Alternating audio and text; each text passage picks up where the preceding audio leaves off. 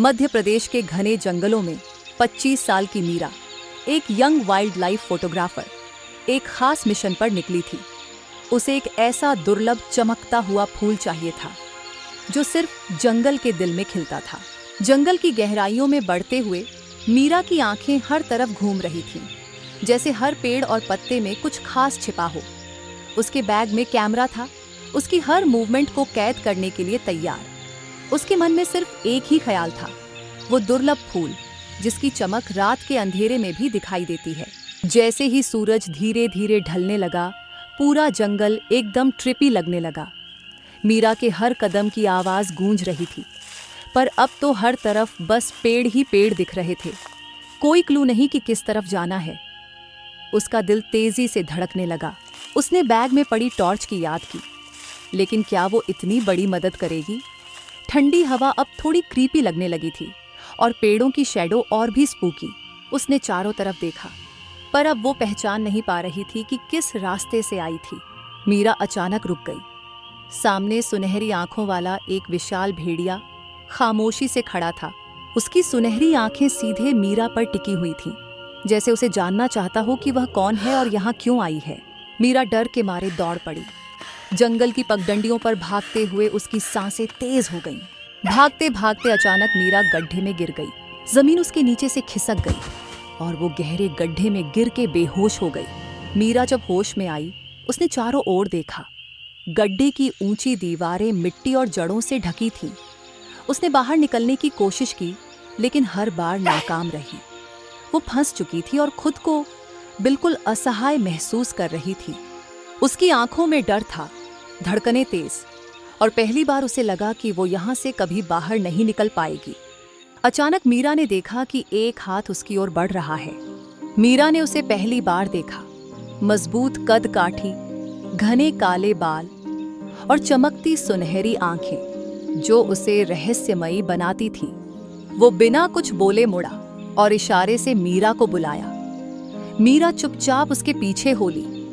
घने जंगल के पेड़ों के बीच दोनों बिना कुछ कहे आगे बढ़ते रहे। आखिरकार वे जंगल के किनारे पर पहुंच गए। मीरा ने जब वहां से अपना होटल देखा तो उसने राहत की सांस ली। मीरा ने शुक्रिया कहने के लिए पीछे देखा, पर वो आदमी कहीं नहीं था। वो अचानक हवा में जैसे गायब हो गया। कुछ दिनों बाद गांव में एक बड़ा फेस्टिवल था। मीरा अपने कैमरे के साथ गांव की सांस्कृतिक झलकियों को कैप्चर करने में लगी थी। चारों तरफ रंग बिरंगे कपड़े, संगीत और हंसी की गूंज थी। मीरा बच्चों के साथ खेलते हुए और उनके मासूम पोज क्लिक करते हुए पूरी तरह मस्ती में खो गई थी। तभी अचानक मीरा ने उसे फूड स्टॉल के पास देखा। मीरा उसे देखकर एक्साइटेड हो गई। बिना एक पल गनवाए वो उसके पास पहुंची और कंधे पर हल्के से थपथपा दिया। जैसे ही वो मुड़ा, उसका चेहरा पूरी तरह ब्लैंक था, लेकिन उसकी सुनहरी चमकती आंखों ने मीरा को पूरी तरह से मंत्रमुग्ध कर दिया। मीरा ने उस दिन के लिए उसे धन्यवाद कहा और जैसे ही उसने अपना होटल दिखाने के लिए मुड़ी, वो फिर से गायब हो चुका था। उस शाम मीरा अपने होटल के कमरे में बैठी तस्वीरें एडिट कर रही थी। वो उस आदमी को लेकर बेहद परेशान थी जिसने उसकी मदद की थी, लेकिन जिसका नाम वो अब तक नहीं जानती थी। उसकी सुनहरी आंखों की छवि बार बार उसकी आंखों के सामने आ रही थी, जिससे वो और भी ज्यादा चिढ़ गई थी। मीरा बाहर हो रही जोरदार बारिश की आवाज सुन रही थी। जैसे ही खिड़की बंद करने गई, उसने उसे देखा। वो होटल के बाहर एक पेड़ के नीचे बैठा था, पूरी तरह बारिश में भीगता हुआ। उसने अचानक अपने कंधे पर हल्की सी थपकी महसूस की। जैसे ही वो मुड़ा, सामने मीरा खड़ी थी, एकदम कूल स्माइल के साथ। मीरा ने उसे उस रात के लिए शुक्रिया कहा और उसे ऑफर किया कि वो बारिश रुकने तक उसके होटल में रुक जाए। उसकी सुनहरी आंखें चमक रही थीं। मीरा ने कहा, चलो अंदर, ठंड लग जाएगी। वो मान गया और दोनों होटल की ओर चल पड़े। उसने अपना नाम राघव बताया। अगले कुछ दिनों तक वो मीरा की प्रोजेक्ट में मदद करता रहा। बदले में वो मीरा को जंगल की ऐसी जगहें दिखाता जिनके बारे में कोई नहीं जानता था। जल्द ही वे एक दूसरे के बिना रह नहीं सकते थे और समय के साथ उनका लगाव और गहरा हो गया। एक दिन राघव ने मीरा को बताया कि वह पूरी तरह अकेला है। उसके पास कोई परिवार नहीं था और यह घना जंगल ही उसका असली घर था। यही जंगल ही उसका घर और उसकी दुनिया थी।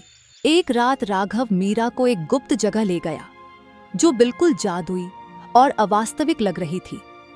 उस जगह को खोजते हुए अचानक मीरा की नजर उस फूल पर पड़ी जिसे ढूंढने के लिए वो इस जंगल में आई थी। वो इतनी खुश थी जैसे उसे उसकी मंजिल मिल गई हो। राघव ने मीरा से कहा कि उसे कुछ बताना है। उसने धीरे से अपनी शर्ट उतारी और उसके शरीर में अजीब बदलाव शुरू हो गए। काले बाल तेजी से उगने लगे, नुकीले दांत बाहर आने लगे। उसकी आंखों में एक खौफनाक चमक थी। कुछ ही पलों में वह इंसान से पहले एक वेयरवुल्फ और फिर पूरी तरह से एक भेड़िया बन गया। मीरा के दिल की धड़कनें तेज हो गईं और वो जोर से चीख पड़ी। उसकी आंखों में डर और अविश्वास साफ दिखाई दे रहा था। राघव ने मीरा को बताया कि वह इस जंगल का 500 सालों से रक्षक है। जिस रात मीरा गड्ढे में गिरी थी, उसी रात राघव ने उसे पहली बार देखा था। उस रात के बाद मीरा नहीं, बल्कि राघव ही था जो उसकी तलाश में था। राघव ने अपने दिल की बात कही।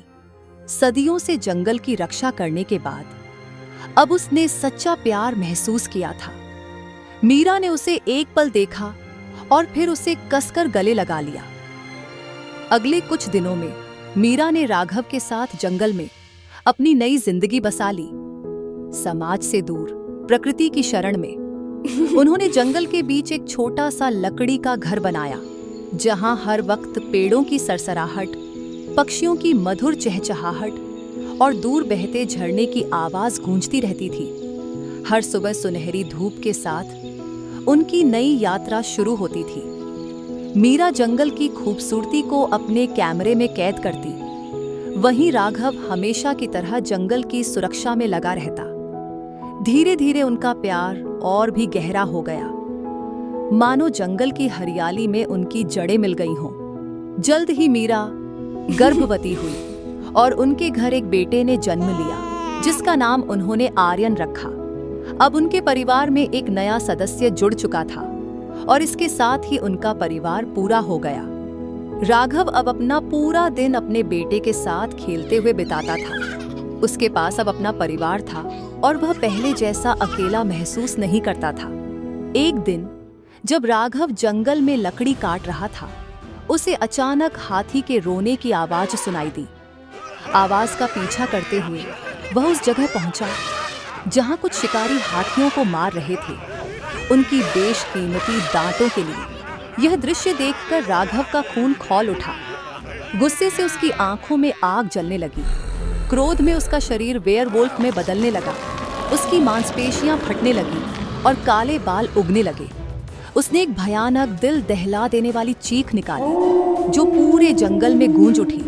उस चीख से पेड़ कांप उठे और हवाओं ने जैसे रुककर उसकी आक्रोश की गवाही दी। राघव का गुस्सा उफान पर था। वो झाड़ियों से अचानक छलांग लगाते हुए निकला। उसकी दहाड़ इतनी भयानक थी कि शिकारियों के दिलों में डर समा गया। उनके सामने अब कोई इंसान नहीं, बल्कि एक भयानक वेयरवुल्फ खड़ा था। शिकारियों ने डरते हुए अपने हथियार उठाए, लेकिन राघव की ताकत के सामने उनकी कोई बिसात नहीं थी।